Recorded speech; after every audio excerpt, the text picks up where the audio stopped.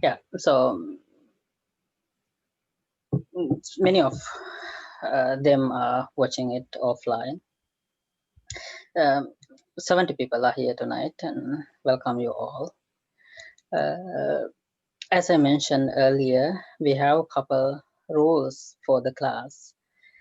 I don't want to say it's rules, but some kind of mm, observances that if you can maintain in this class. I requested all of you to sign up with your real names, and I see that all of you are on your real names, and thank you for that. And I asked you to mute your microphone upon your arrival, and many of you are doing that so far. That's great. Uh, I mean, if you are quiet and you are not making any noise, that's fine. Your microphone is on, that's fine. And whenever you want to talk to speaker, please first there is a button in the more section. I think is a raise hand button.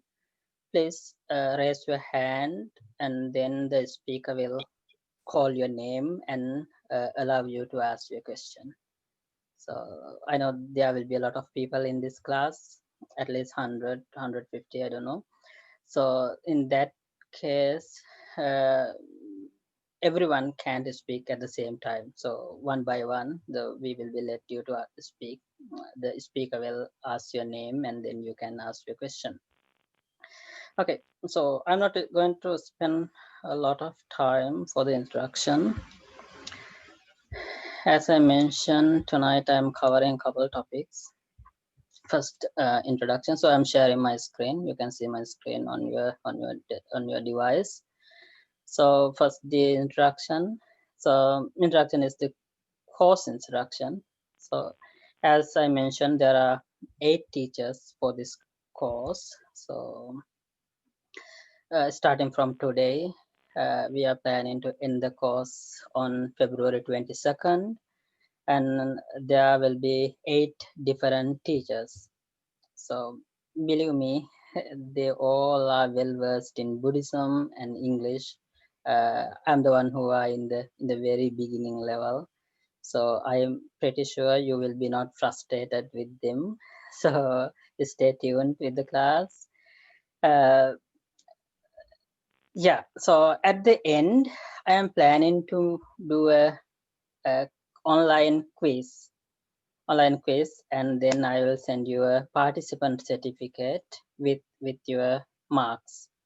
So it has some kind of uh, uh, teachings that you have to keep in your mind, and if you can keep a notepad and a pen handy, that will be grateful in this class. So again, I always promote uh, Buddhism as in a practical philosophy rather than an academical thing. So you can always uh, practice it in the philosophical way. So many people, not many, couple people ask question whether they need to be a Buddhist to follow the Buddhism. So that's the first question that I should address this evening. Actually, no. So I'm here in Halifax for 5 years, and I never converted anyone to Buddhism. So we are not in mission to convert people one particular religion to the another religion. So we are teaching these meditation techniques and the Buddhism as a philosophy, and you can practice it wherever you are now while you are practicing your own religion. Suppose maybe you are practicing a Christianity, Islam, whatever the religion you are practicing, you can do the same time practice the Buddhism as a philosophy. So that's what I'm always promoting here. So yeah, you don't have to be a Buddhist. The second question that couple of people asked whether we are doing meditation in the class. There are couple sessions in these 8 weeks. You will find meditation, but not in every class you find the time for the meditation. But we highly encourage you to do your own practice. We have very limited time frame. It's just 1 hour time frame, so we can do the meditation practice as well as studies in this class.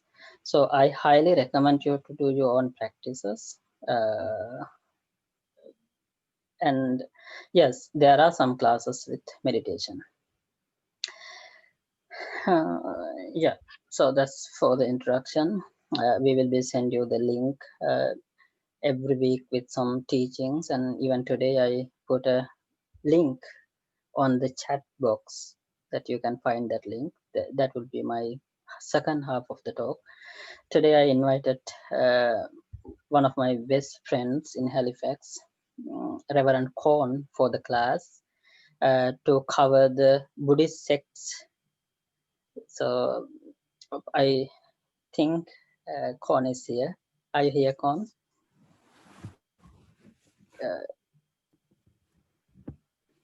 Yes. Yeah. Okay. I'm here. Thank you.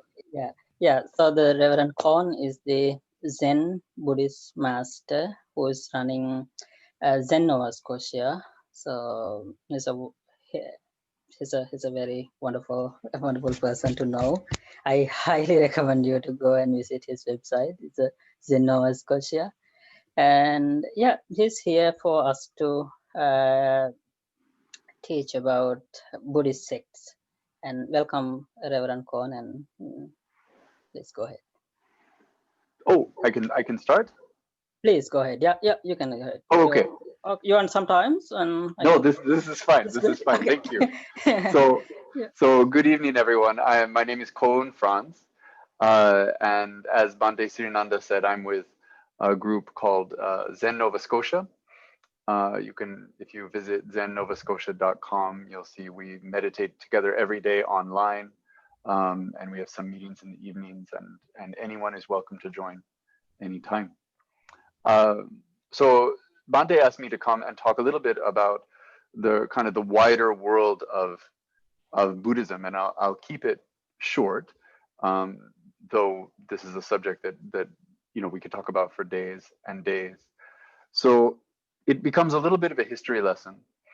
Buddhism began in the area of India and Nepal, and after a while it started to move in various directions. One was just a little bit east in South Asia. It remained in Thailand, Myanmar. It also went south to Sri Lanka, where Bhante Sirinanda is from. And in those places, it established, it remained established as what we call Theravada, schools that keep a particular allegiance to the original teachings of the Buddha. At that same time, early on, it also went west to the Middle East and Afghanistan. That's why you see these sometimes images of these amazing statues in that part of the world. Buddhism didn't survive there, but some of the oldest texts that we actually have related to Buddhism are from that region and were discovered much, much later. But where it started to kind of change was when it went first to the east, to the far east. It went into Vietnam and China, and then later Korea, and then later into Japan. And what happened there was the establishment of what is called the Mahayana, which is a little bit of a misnomer. Mahayana means the greater vehicle. And not surprisingly, Mahayana people named it that because it was good marketing.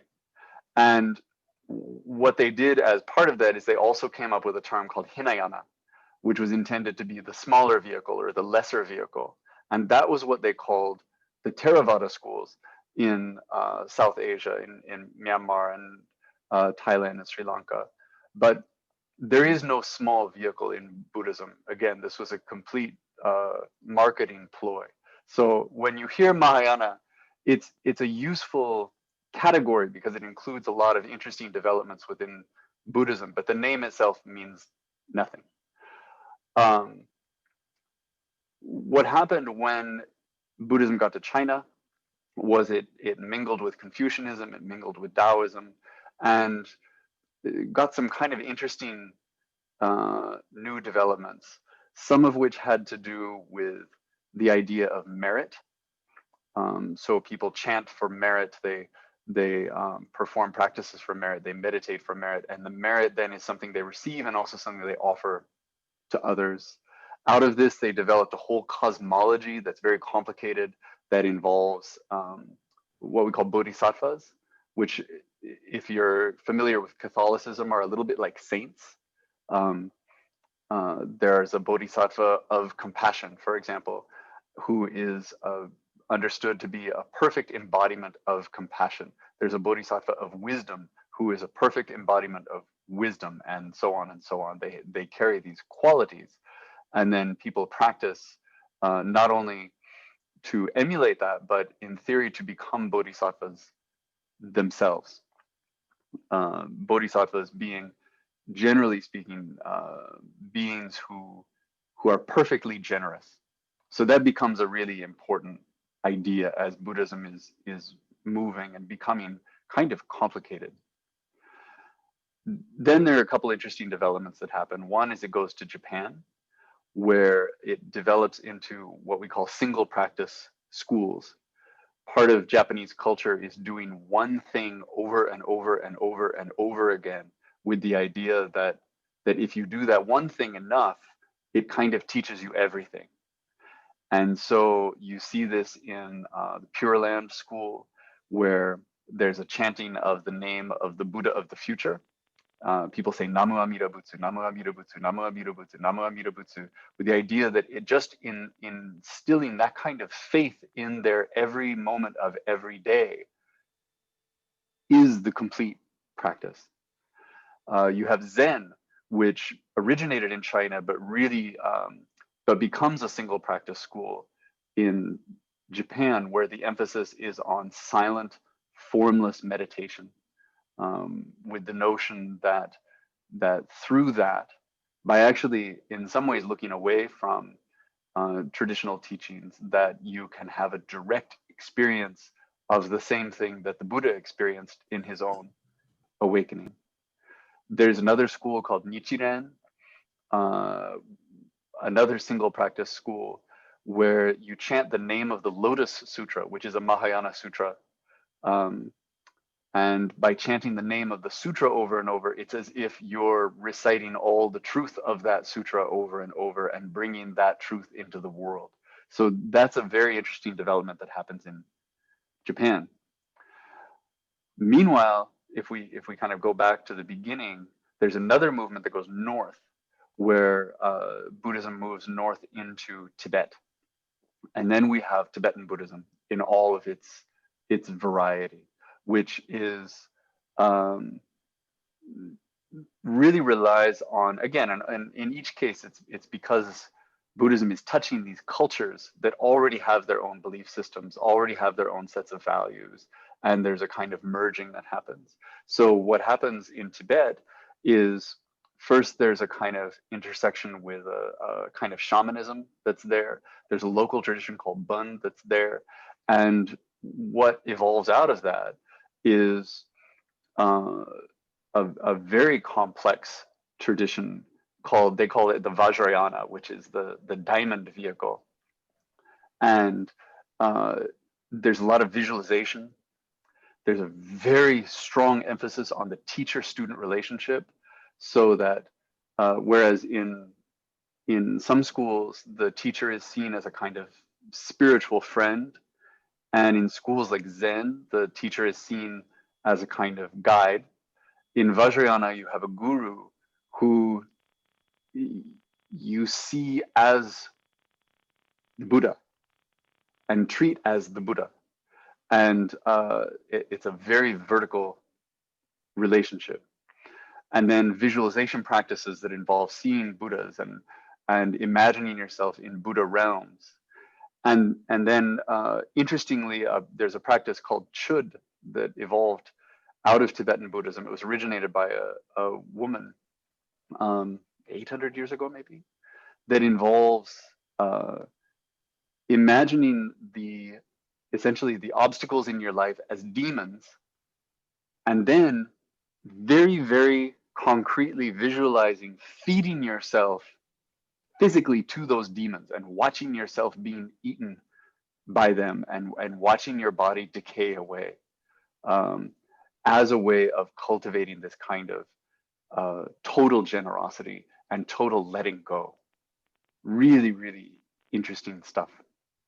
So we have these developments that are happening in China, and then in Vietnam and Korea and Japan, kind of versions of the things that were happening in China. We have what's happening in Tibet, and then everything in South Asia. And then in the last century or so, Buddhism moving into the West, moving into North America, into Europe, there's quite a lot in South America now. And just recently, I've been reading about more and more small groups in Africa where Buddhism is just starting to kind of find its feet. And I won't go long into developments in the West because it gets very messy, and you have people practicing multiple traditions at once, or you have a lot of people who are practicing, as Bhante Siddhananda was saying, practicing Buddhism alongside another faith, for example. But a major characteristic of Western Buddhism is its intersection with psychology, and a deep interest in a Western vision of psychology as it relates to Buddhist teachings, some of which overlap very, very well.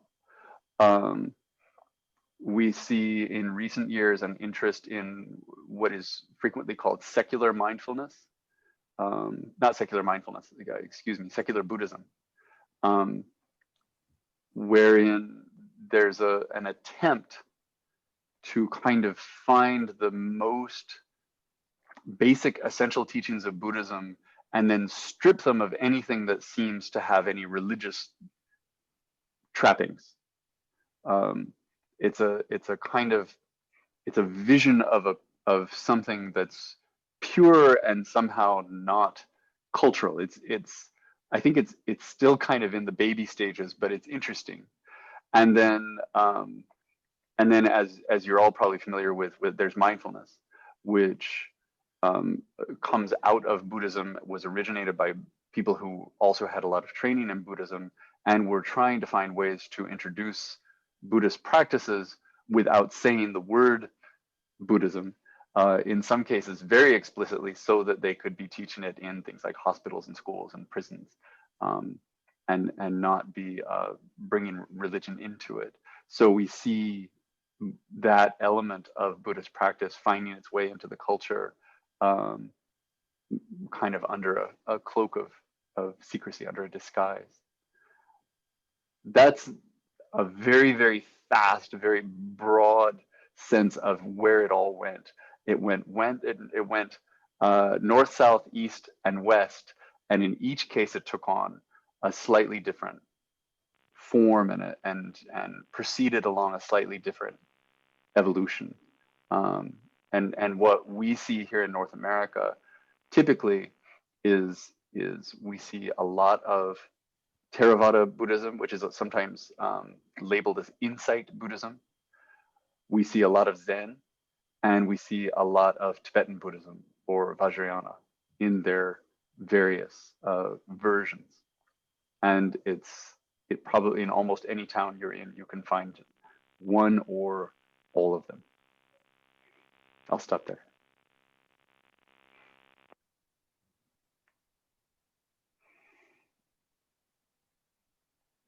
Bhante, I think you're muted.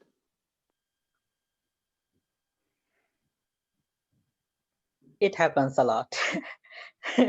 Sorry about that. And thank you, Con. And I really appreciate.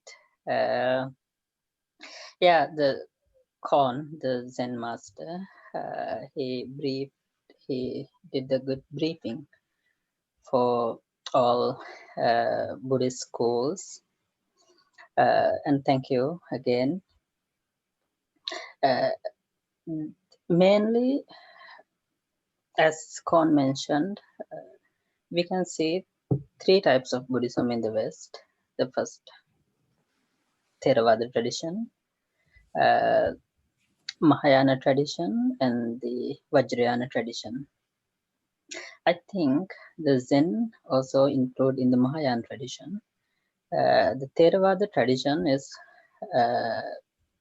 what we are practicing in Sri Lanka, Burma, Cambodia, Thailand, and these countries. And the Vajrayana tradition is the Tibetan variant of Buddhism, and that's the newest one. But that doesn't mean it's very new. But it started a couple hundred years ago.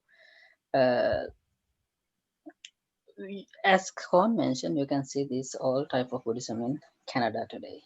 Thus, you are so lucky to have this all kind of Buddhisms here, and you can learn all of these traditions and do your own practices, and yeah, you can find out these traditions.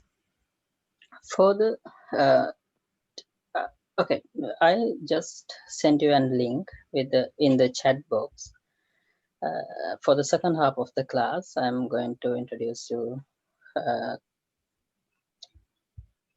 this website.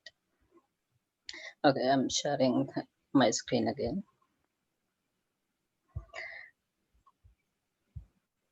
This website. So I don't know who's doing this website, but it has got a lot of information about Buddhism. And when I'm trying to find about the life of the Buddha, I came up with this beautiful website, and it has summarized a lot of things in the Buddha's life into a very useful way, I would say.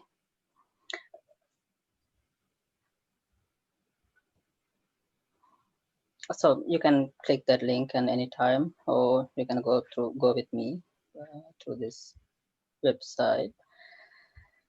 So it's called the buddho.nl. The first word that it's start with the Buddha, the awakened one. The word the Buddha is okay. Some people are chatting me, so that's why. Okay, that's good. Okay, keep chat. If you have any question, you can send it to me in the chat box.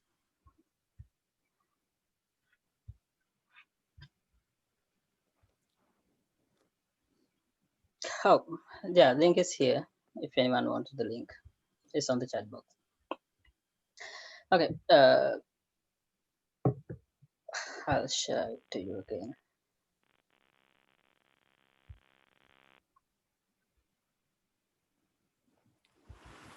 Okay, so we use the word Buddha. When we use that term, most probably you think about okay, this picture. See this picture first. You can see. I believe you can see my screen. Okay, see this picture. I'm not sure. It is from social media. Whenever we say that the Buddha, first of all, your mind goes to the right picture, I guess. If it is not you, maybe many Canadians, they think Buddha as the laughing Buddha. So I put the post here because there is a difference between this laughing Buddha and the Sakyamuni Buddha that we call. We have a couple names used for the Sakyamuni Buddha, the historical Buddha, who was born in 6th century BC in India. So Siddhartha Gautama, or the Buddha, or Sakyamuni Buddha, historical Buddha, whichever names that you can use. He is the founder of the Buddhism, and he I'll go through a very short description of his character, but I just want to make a distinction between the Laughing Buddha and the Sakyamuni Buddha. So the Sakyamuni Buddha was born in 26th century, 26 centuries ago, in 6th century BC in India. And the second one, the Laughing Buddha, is a person is believed to be a monk who was in 1100. It's not that long ago. So people call him as Buddha, and so this is how I think he became a figure in Buddhism, in Chinese Buddhism at least. And then when it comes to the Western world, people still believe he as the original Buddha. So many people that I met here in Canada believe that he is the original Buddha. So that's why I want to make this distinction first. No, he's not the original Buddha. So what we are referring when we are referring to the Buddha, so we are referring to the ancient historical Buddha who was born in 6th century BC. Again, as Reverend Korn mentioned, there are different traditions. Whenever I am saying, whenever if I say that Buddhism, it is about Theravada Buddhism. There are some differences between these three main traditions as well. So you may expect some different type of teachings, and when explaining some theories, you may find some kind of differences between these teachers. And but whenever we are saying, I think all our teachers are from Theravada school, then we are referring to the Theravada Buddhism. I was saying that the very first word here, the Buddha, so is a meaning of the Buddha is the awakened one. The Pali word is Buddha, so it came from the word Buddha, the root of the Buddha. The Buddha is for wisdom. In Sinhala, in our language, we call Buddha for the Buddhist people. That means the people who are with wisdom. So in here, the Buddha, the word Buddha means awakened one, or who has a full knowledge of everything. So that's the word. And then, as Korn mentioned, so Theravada tradition is the oldest school of Buddhism. We are always go to the okay, when the Buddha passed away, there was a after the 3 months of the Buddha's passing away, there was a Buddhist council took place in India, which is the first Buddhist council. 500 arahant. So I'll very careful to use these terms because many of you are new to Buddhism. Arahant means like saint in Buddhism. So they are the prominent leaders in the Buddhism on that time. The 500 monks gathered together and they collected these various teachings in one place, and they make a Theravada Buddhism. They make a Buddhism. So Thera means monks, the elderly monks. We always refer to these Theravada traditions, those monks who are from the first Buddhist council. We always follow the decisions they took in the first Buddhist council.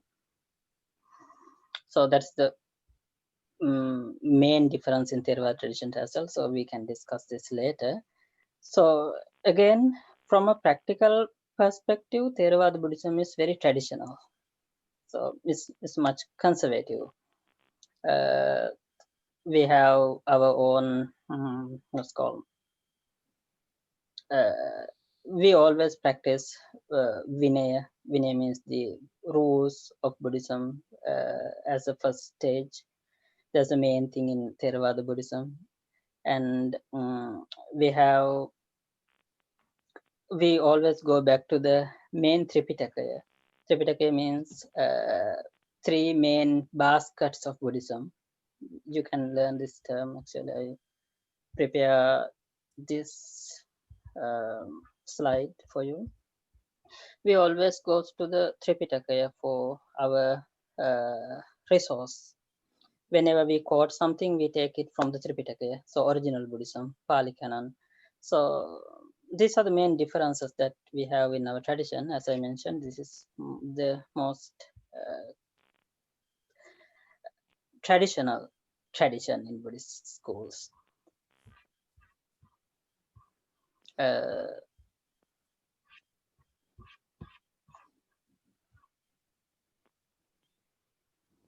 Yeah, in here, Theravada Buddhism relies on Pali Canon.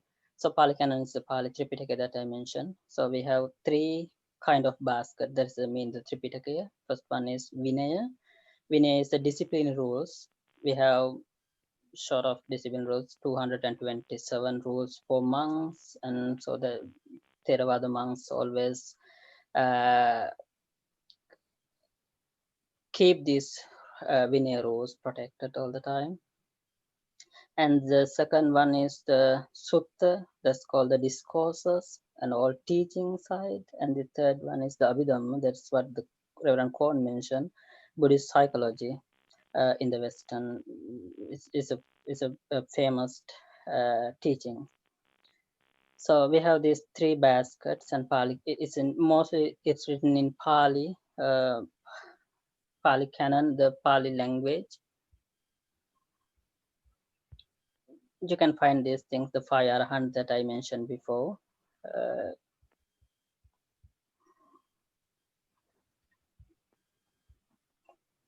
Okay, this is also very important. So after the Buddha's passing away, there was some time that monks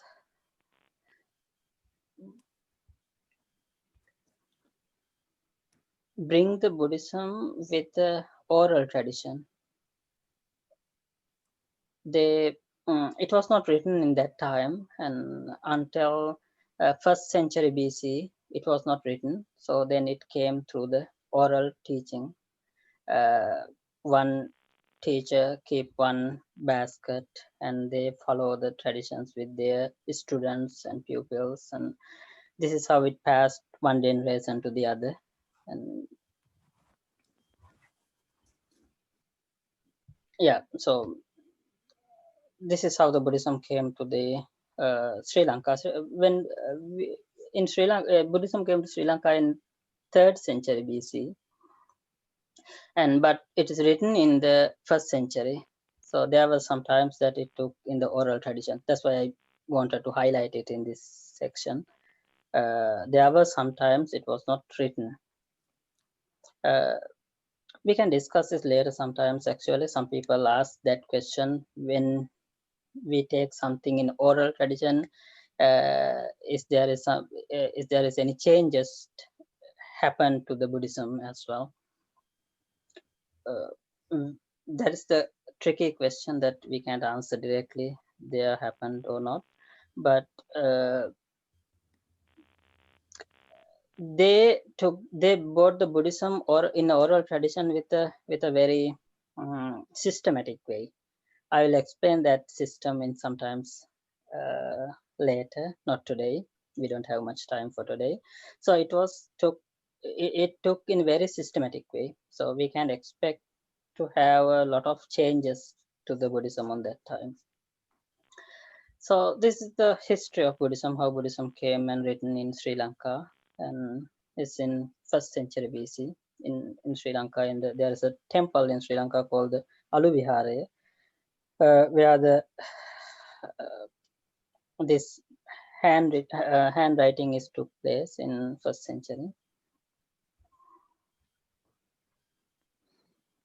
And after that, it's written, and the monks are protecting and passing it is one generation to other for until now. So I mentioned this part because a couple people asked that question: how Buddhism was passed uh, from Buddha to in uh, Buddha to version that we have now in Sri Lanka and the Asian countries. So yeah, there were sometimes in orally and then sometimes in the written tradition. Just a basic of that part. And yes, I wanted to cover also the life of the Buddha's part as well. I think Kon mentioned the word uh, bodhisattva. That's a very common term in all Buddhist schools. Bodhisattva is the person who are mm, in process of being a Buddha.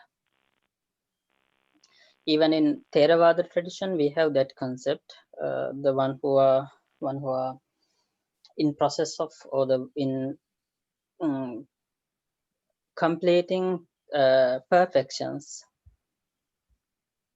There are 10 perfections in Theravada Buddhism, and 8. I have seen an 8 in the Mahayana tradition, and perfections like generosity, morality, these kind of perfections. Bodhisattva is the person who are in the process of being a Buddha. In Theravada tradition, the Sakyamuni Buddha that I mentioned, the historical Buddha, he started his journey many eons ago. Many eons ago, there was a time. Okay, here there was a time he was okay. In Theravada tradition, we believe the rebirth as well. I know in Zen Buddhism, it is they don't believe in the rebirth, and some Buddhisms there are some in Mahayana tradition. I'm not sure all Mahayana traditions, but some traditions they don't believe in the rebirth. But in Theravada tradition, we believe in the rebirth. So in the many eons ago, this Siddhartha Gautama, that the historical Buddha, he was a young gentleman called the Sumedha, and he met a Buddha called Deepankara. In here you can see that one. Deepankara Buddha. Near this Deepankara Buddha, he also wanted to become a Buddha. And he had a great determination in his mind that one day I will become a Buddha. That is a great determination, and he was working hard to reach that goal. And it took many eons him to pass many Buddhas and many lives, sometimes as animals, sometimes humans, sometimes in a heavenly world, and he has passed many eons. And finally, he was born in India, 6th century BC, or 2500 years ago, in a family uh, with mother of Queen Mahamaya and the King Suddhodana as a father. So this was a small city in India. It's called the Kapilavastu. He was born in this small city, and he was born in a crown family. I'm mentioning these things because I want to highlight this because Buddha was a human being. He was born as a human, raised as a human, and passed away as a human being. So he had his biological parents, like Queen Mahamaya and King Suddhodana, and he has his kingdom. These kind of things are very every the common for every human being. So when he was a child, uh, ascetic came to see him, and his name is Asita, and he made a he said that this son, if he's in the lay life, he will become Chakravarti Raja, or the world ruler, or if he become ascetic, he will be a Buddha. So this his the king, the father, was wanted him to become a world ruler. So then he controlled everything. He didn't want to see him any bad things in his life, and turned to become ascetic. He didn't want him to be renounced, and then the father proposed a marriage for him when he was 16 years old. He got the marriage with the princess Yasodhara, and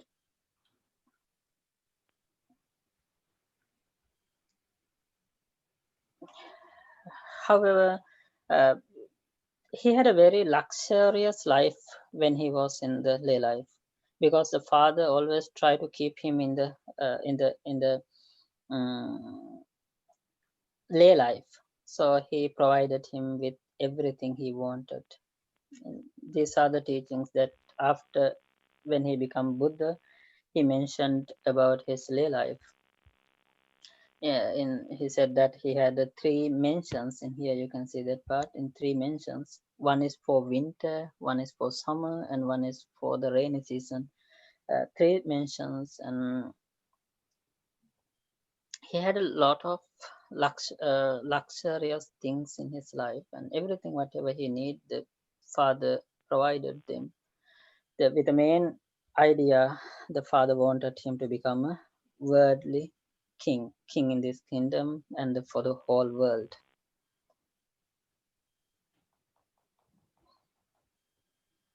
However, when he was 29, uh, he left his lay life to homelessness, or become a ascetic, wandering ascetic. That's a nice incidents happened. So you can read that incidents in this link. I don't want to. Yeah, you can read it in here. It is over here. After he became ascetic, he was wondering. He didn't have a great idea where he should go and who is his teacher, or where to find the truth or anything. He didn't have this kind of idea, but he had a determination that I'll find my own uh, enlightenment. So he was working for that one. And first he went to three teachers. First one is Alara Kalama, he's one of teachers. And second, Uddakaramputta. These are the ascetics in that time, and they also had some kind of jhanic level, I would say. So you will learn these terms in this class.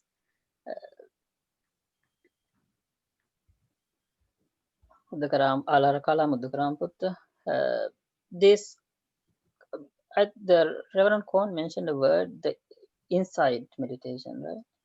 So the Vipassana meditation, the inside meditation. There are two types of meditation in Theravada Buddhism, and mainly in Buddhism.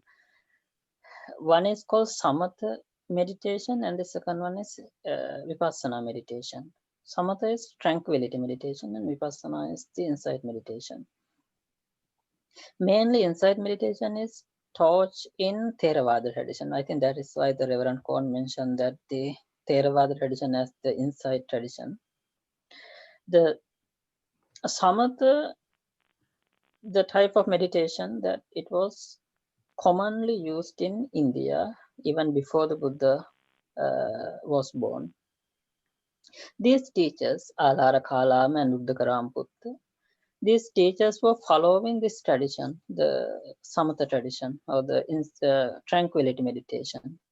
So when you are practicing tranquility meditation, you can come to certain level of meditation. We call that is a jhana in Buddhism.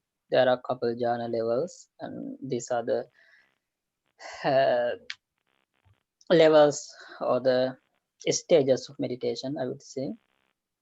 When you reach these levels, these teachers like Alara Kalam and Uddakaramputra thought, okay, this is the final stage, that I will stop here.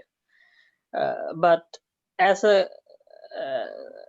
seeker, the Siddhartha Gautama, the historical Buddha, he knew that this is not the end. There should be something else. There should be some further to go. And he was keep searching for that truth, and he was looking it himself. And then again, he started doing self-mortification, which is he spent another 6 years of doing this self-mortification. There were 5 ascetics in that time were helping him. Names are here, you can find out in this document.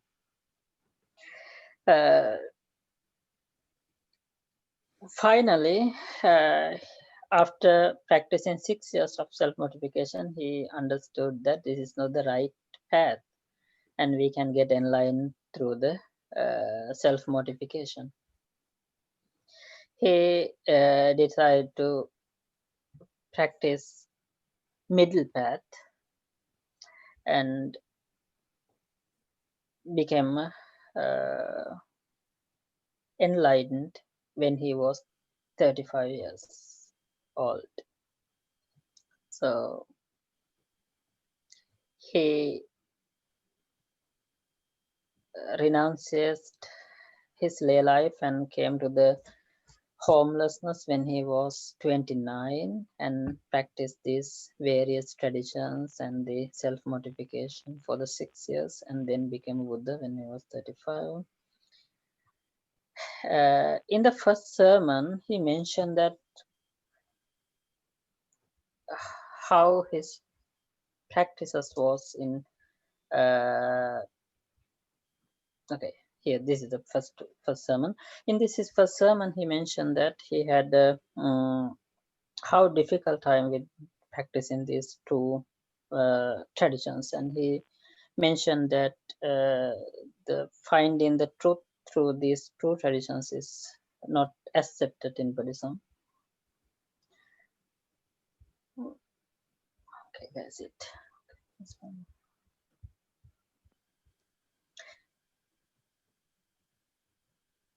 Yeah, in first sermon he refused these two traditions and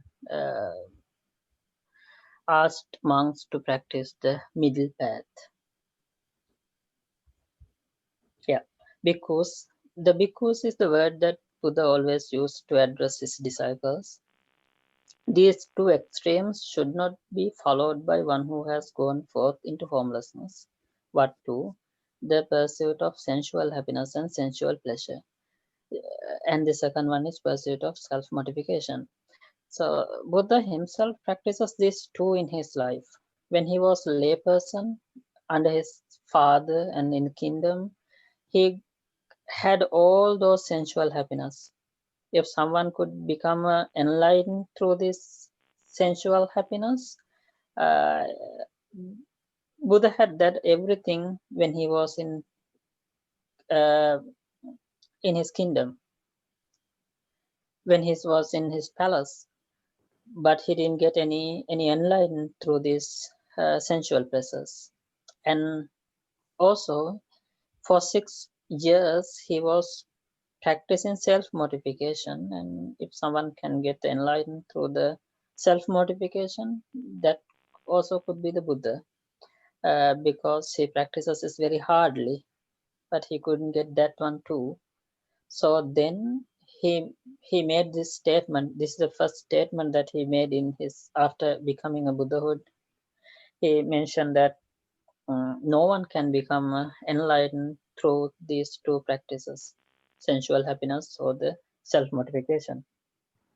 I mentioned that because in Buddhism we always encourage to practice in the middle path, not to go to any extreme. You always hear that word, right? We always encourage the middle path. Okay, we have the summary of the first Dhamma talk in here. After the first Dhamma talk, that's also good to mention that after becoming a Buddhahood, Buddha wanted to find someone to teach the Buddhism. So then he first thought that I will go to my previous teachers. You can remember that two teachers, Alara Kalama and Uddakaramputra. Those were in the tranquility level. So Buddha thought, okay, these are the people that easily catch the teaching because they are in certain level of growth in their mind. So Buddha tried to contact them, but they were already passed away on that time. And then again, he came up with those 5 ascetics who helped to do the self-mortification. Those 6 years of self-mortification, these ascetics were helping him and around him. So then he wanted to be grateful to them, and he find out them and gave this Dhamma talk to them. And after the Dhamma talk, they wanted to become followers of him, and within 3 months there were 60 disciples here. And after 3 months, so Buddha addressed these monks and said, bhikkhus, for the good of many, for the happiness of many, out of compassion for the world, for the good, the welfare and the happiness of the gods and men, don't ask to go for missionary, Buddhist missionary. So don't let two of you go the same way. That means don't go two in the same way. You can expand your service if you just one go in the one way and the other one is going the other way, and ask to follow ask to do the missionary for the benefits of all. This is how the community started. The Sangha, we call the Sangha. Sangha community started with these 5 monks, 5 disciples. Okay, I have to, let's go. Yeah. Yeah, this is how Sangha community started. I want to mute some people, so that's why I back it. Okay, again share screen. Okay. Yeah, so we use the word Sangha as well. The Sangha means the community. You may hear that word a lot of times in Buddhism. Even in all Buddhist traditions, I hear that word. In Theravada tradition, whenever you hear that word in Theravada tradition, that means Bhikkhu Sangha, the monks, the disciples of the who became a monk or the nuns. But in the other traditions, I have noticed that in Zen tradition, they make the Sangha for the community. Even in the Tibetan traditions, they use the Sangha as for their whole community. It could be a lay Sangha or the monastic Sangha or whatever the Sangha that they call the Sangha. But in Theravada tradition, we use the term Sangha for only the on the monastic Sangha.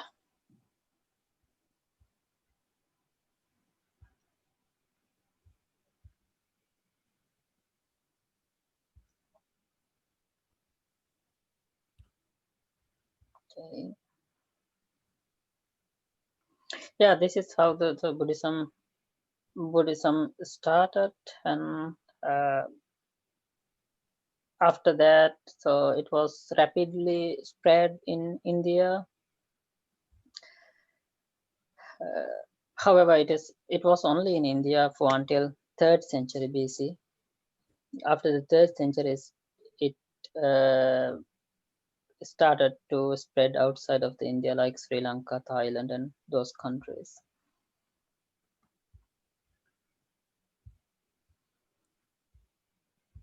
Yeah. Also, another word that I want to mention to the triple gem. I mentioned that in my comment area before. Uh, Triple gem means Buddha, Dhamma, and Sangha. We mostly use these terms. Buddha, the historical Buddha, as I mentioned in Theravada tradition, historical Buddha is Buddha.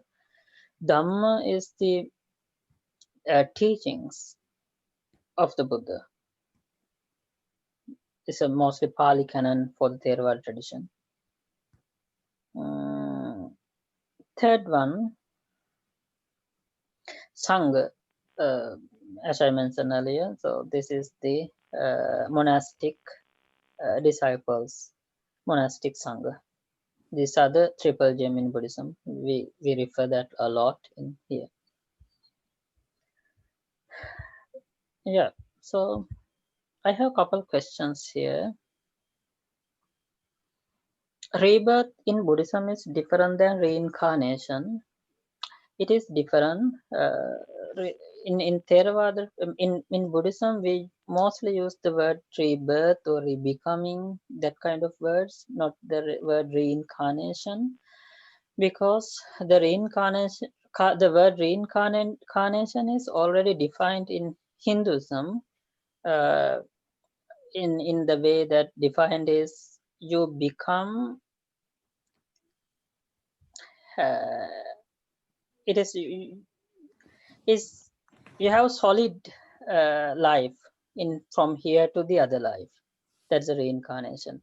Like if you think you have the name and atma, everything in this life, you take this one from this life to the other life, and from there to the other, from there to there. That is how it defined in the Hinduism.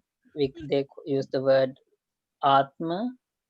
Atma means that is can be destroyed and can be changed, and it's like a solid thing. But there is there is nothing solid in Buddhism. Everything is impermanence and changing. So even you are not going as it is to the next life. You are changing. So you will learn that in couple. There is a topic in the rebirth. So yeah, it will be explained in that class. Yes, there is a difference between the reincarnation and rebirth. Someone asked, I thought this started at 7 and it started at early. Actually, sorry, that is my fault. I should mention that which time frame it taken place. It is started in Atlantic Standard Time frame, so it's not in Eastern time frame. So yeah, it is in the Halifax time. So I'm sorry about that, and I should mention that before. It is Atlantic Standard Time. We are starting at 7 Atlantic Standard Time. Yeah, if you have any questions, you have two options actually. One is I let you know. I send you a group on Facebook.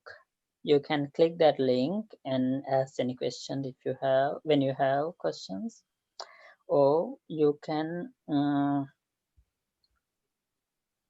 raise hand here. I didn't see anyone raising their hand so far, or you can send messages into the text box, chat box, and as I mentioned, use the chat box only to communicate with the speaker. Yeah, we will be talking about the karma in coming weeks. but not today. So I'm sorry, Ash. So you can join. You can find our timetable and join that class. So there will be a good teachers for these specific topics, and they are specialized in those topics much better than me. So please join those classes and ask the questions that you have.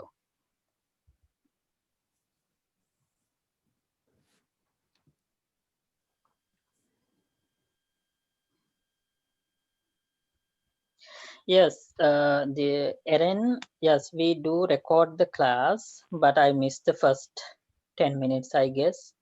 But we record the class, and we will put it into our website, and maybe I'll try to put it onto the Facebook group as well. Yes, it is recorded.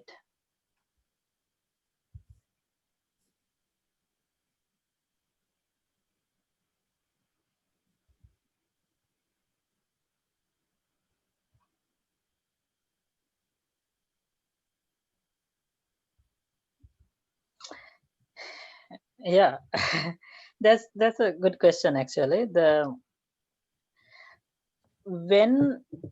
Okay, I'll tell you the question. Would Bante please elaborate on how Brahma Sahampati invited our Lord Buddha to teach after Buddha's enlightenment?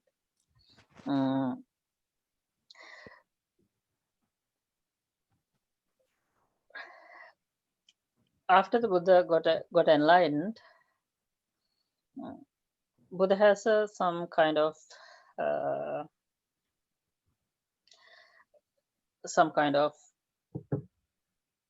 backward decision that I would not teach this deep and this enlightened uh, teaching to the normal general public, because people cannot understand that one. In that case, the Brahma called the Sahampati came and invited the Buddha to the teach this teaching for the general public. There are a lot of controversial going on this thing. I don't want to tell you everything because as I mentioned as I mentioned before, so Buddha started his journey as a Sumedha, ascetic Sumedha, in many eons ago, with a single intention to become a Buddhahood and preach the teachings to the people. So after becoming a Buddhahood, he got a thought that I won't distribute this teaching, but I'll keep it myself. That is something weird to think in that way, because uh, the only purpose here to become a Buddha is to teach the Buddhism for the other people. But now we are saying, okay, someone has Buddha has that discouragement to teach the Buddhism, and the Brahma means a person who are from the Hinduism. I think the word has taken from the Hinduism, came to Buddha and invited him to give the talk. So there's a controversial, but yes, there's a belief that a person or the heavenly being called the Brahma came to the Buddha and invited to pass the Dhamma to the general public. Yeah, that happened. A lot of questions here. I think I can't answer all those questions tonight.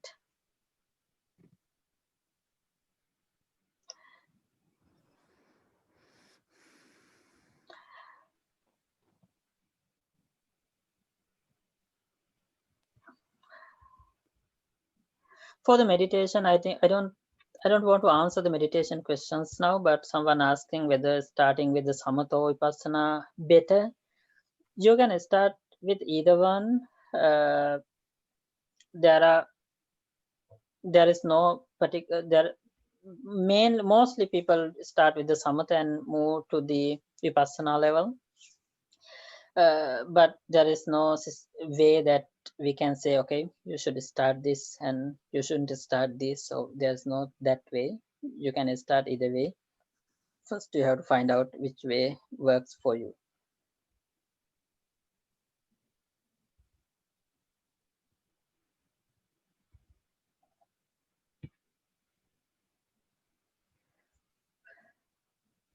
Oh, noticed that someone raised the hand, but I can't see it now. If it is you, you can speak. You can ask your question. It is not there, but if that is you, you can ask the question now.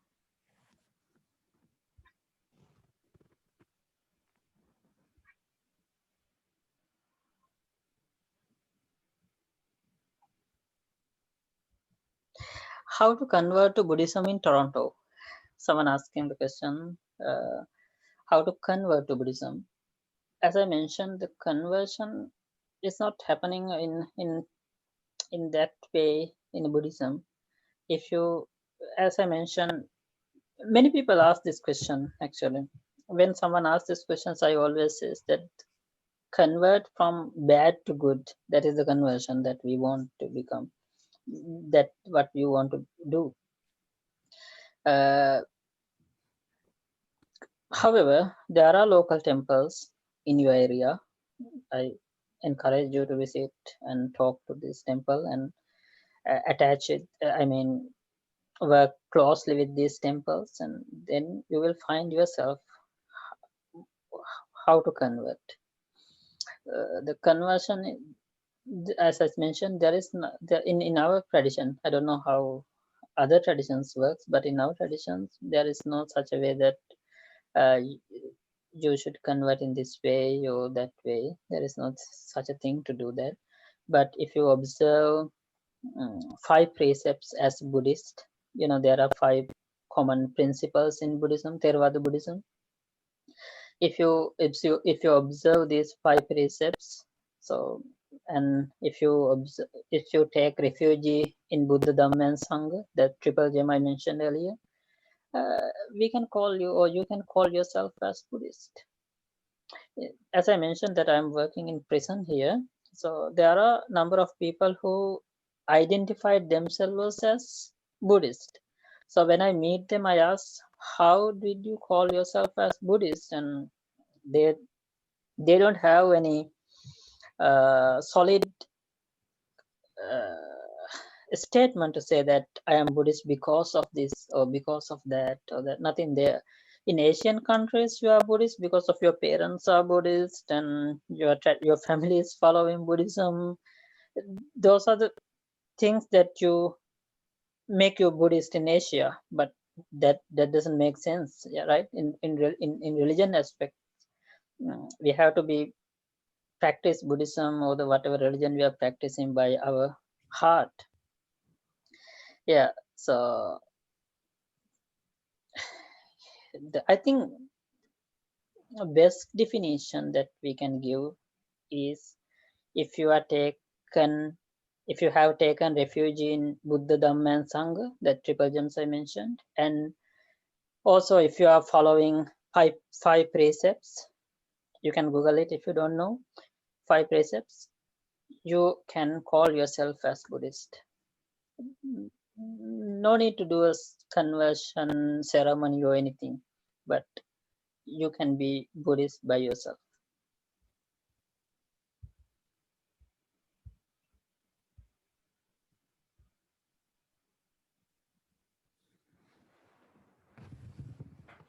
I'm on a Zoom meeting. 10 perfection. Actually, I put that 10 perfection into one topic somewhere. Yeah. Let me to open this one.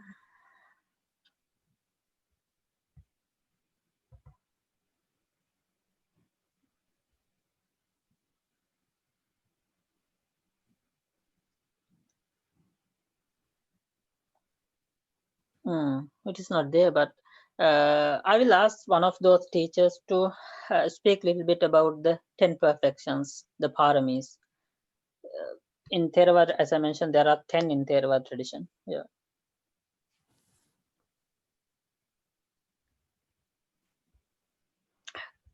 those teachers are very, as I mentioned earlier, well versed in Buddhism and very good in English. So then you can get, they help to understand these principles much better than from mine.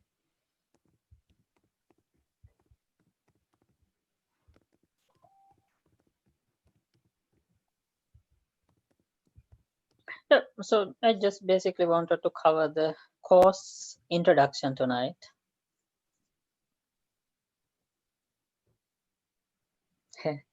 Okay, so yes, I mentioned about the taking refugee. Okay, so someone asking to elaborate the refugee and 5 precepts. The refugee taking is you take refugee for the your salvation. I use these words. I know these terms has different meanings in the West, but when I'm saying salvation, that's your enlightenment in Buddhism, or the nibbana, for end of the all suffering. So you take refuge to elaborate for eliminate the all your suffering. Take refuge from the Buddha as your teacher, and take Dhamma, his teaching, as the path, and the Sangha, the disciples of the Buddha, as the community of your own community. So you observe these 3 and take these 3 as your refuges. Like you take Buddha as your teacher. Secondly, his teachings as a Dhamma as your refugee, and the third is community as your own community, Sangha. So when you accept these things, you have become a Buddhist by yourself, because now you are in this community, right? So when you take refuge on Sangha, means that you are part of it. So that's how you taking refugees. So there is a Pali term for that. Buddhang saranang gacchami, dhammang saranang gacchami, sanghang saranang gacchami. And again, secondly and thirdly, you say these things, and then you observe it as your refugee. And again, you observe 5 precepts. 5 precepts. First one is not killing or harming anyone, mainly killing any beings. You know, in Buddhism, we gave Buddha has given the value for every lives, living beings. So you are not taking lives. Second one, you are not taking, not given, not stealing. Third one, as a lay people, you don't do any sexual misconduct. So third one is not doing sexual misconduct. Fourth one, not lying. Fifth one, not taking intoxicants, liquor or any drugs or any whatever the matter, whatever the inform, but any intoxicants, you're not accepting any intoxicants. So these are the 5 precepts, and if you, as long as you are observing or the taking refuge on Buddha, Dhamma, and Sangha, the triple gem, and observing these 5 precepts as yourself, you are Buddhist. Yeah, someone else. Okay.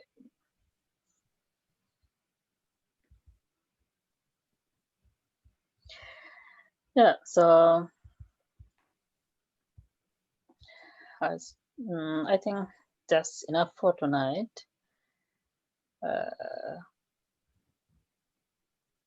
Whenever you have questions, you can email us, or you can ask on the group. I think the best way to ask the question is on the group, because someone else could answer that question. If it is an email, I have to look at myself and answer it. But there are a lot of well-versed and practitioners in Buddhism in this group. So you can ask questions in that group. That's the best way to get answered for your question. Any other question? And anyone want to raise question verbally? Please go ahead and